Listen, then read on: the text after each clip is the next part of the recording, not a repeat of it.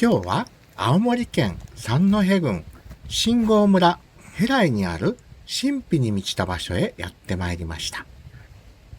ここにはゴルゴタの丘で十字架にかけられたイエス・キリストが実は密かに日本へ渡り、この地で生涯を終えたという伝説があります。そしてその墓がこの青森の山奥にあるというのです。私はこの話を半世紀ほど前に友人から聞き、そんな話があるものかと思っていました。しかし一方で、なぜこのような伝説が生まれたのだろうという興味もありました。とはいえ、私のふるさと関西からは遠い東北の山奥、きっと一生行くことはないだろうと思っていました。ところが日本各地や南米を転々とした末、まさかの岩手県久慈市へ移住。ここからなら車で1時間40分ほど。これはぜひ行ってみようと出かけたのですが、それが今年の2月。ありゃりゃ、冬はお休みでした。5月からですね、また来ましょう。残念。せっかく来たけどお休みです。到着すると、なんと冬季休館ではありませんか。そこで出直すことにして8月、とうとうやってくることができました。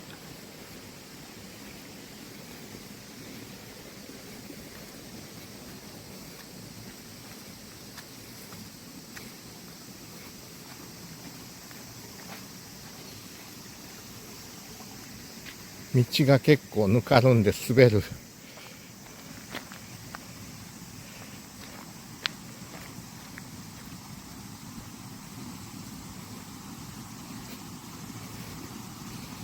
この地にはヘライという地名がヘブライに由来しているのではないかという説や、日常の言葉にヘブライ語と似た響きがあるという話。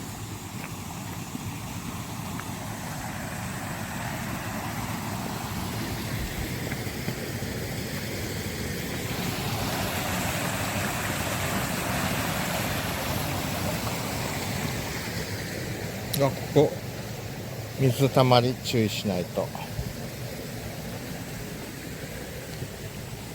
子供を初めて野外へ連れ出す際に額へ墨で十字を書く風習。何宿やら何宿なされのと聞こえる祭り歌。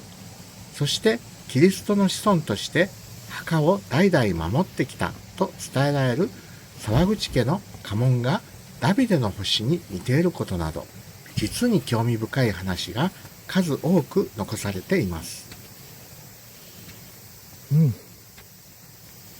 よいしょ。さらに子孫の一人とされる沢口三次郎さんは青い目をしており、鼻立ちも日本離れしていたという話まで伝えられています。詳しい内容はぜひキリストの墓伝承館でご覧ください。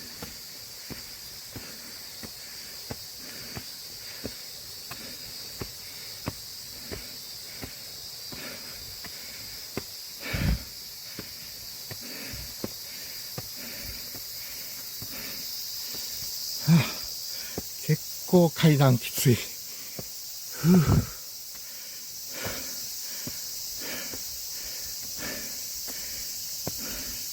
向こうがキリストの墓で、こちらが伝承館ということで、教会みたいな建物です。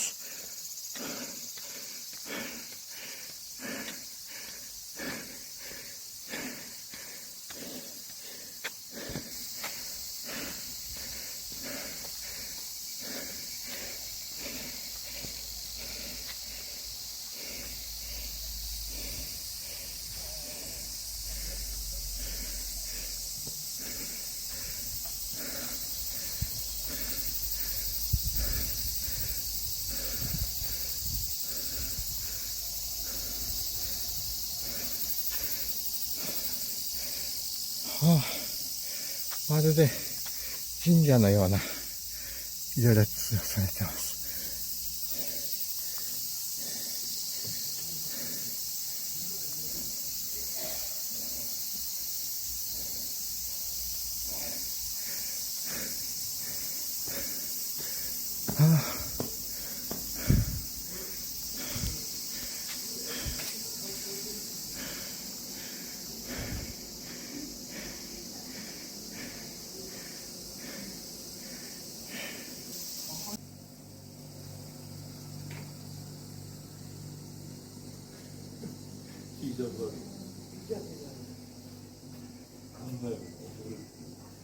一応撮影禁止になってますけど、今許可取れるか聞いていただいてます。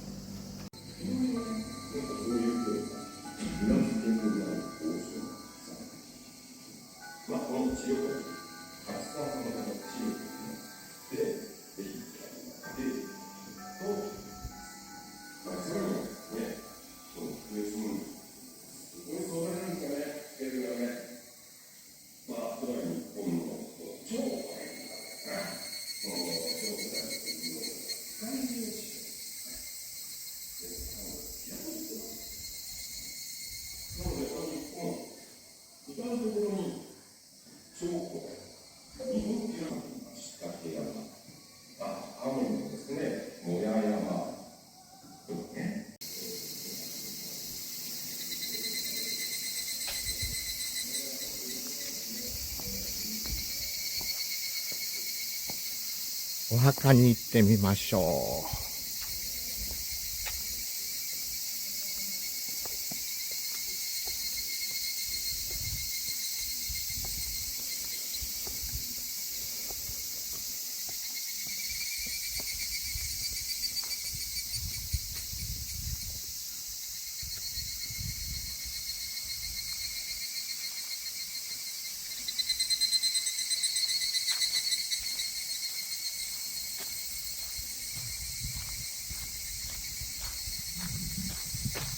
ああ、これがお墓。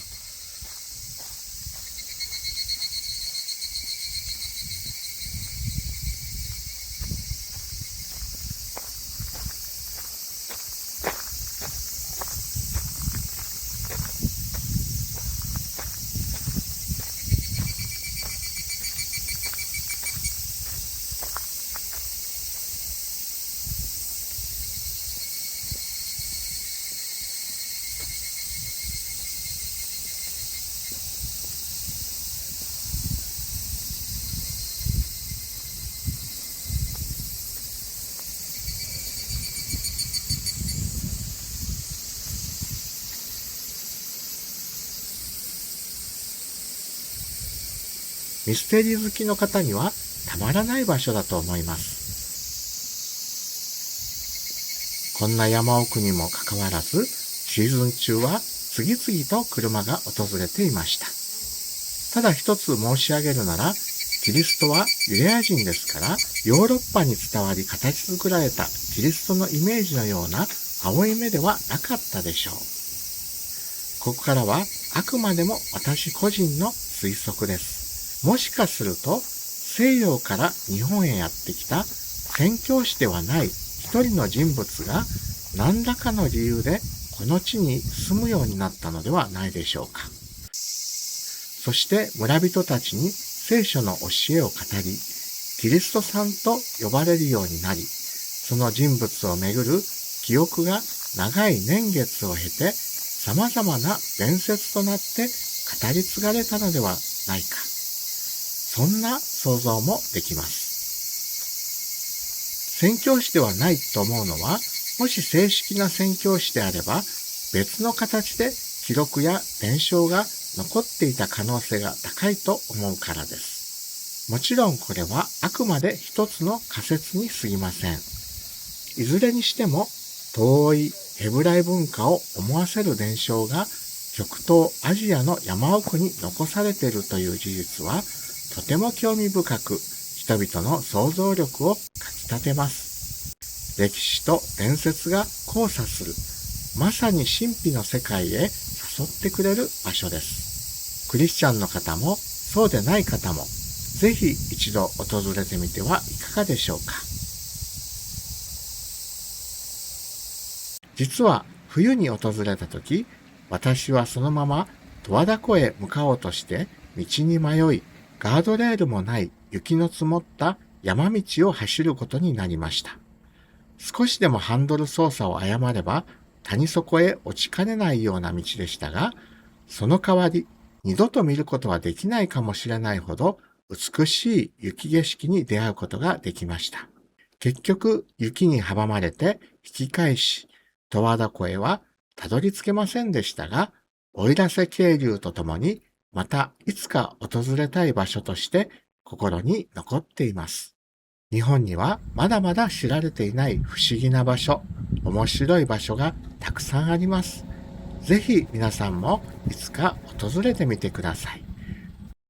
そして帰りには、お隣の五戸村へ立ち寄り、名物の馬肉料理もぜひ味わってみてください。その様子もこのサブチャンネルで公開する予定です。9時から美味しい情報、そして東北の魅力を発信する昭和レシピチャンネル。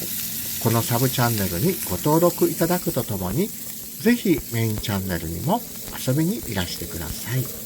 そして9時の奇跡の生態院、マッサージオリエンタルにもぜひお立ち寄りくださいね。では、まだなす、nos vemos。チャウチャウ。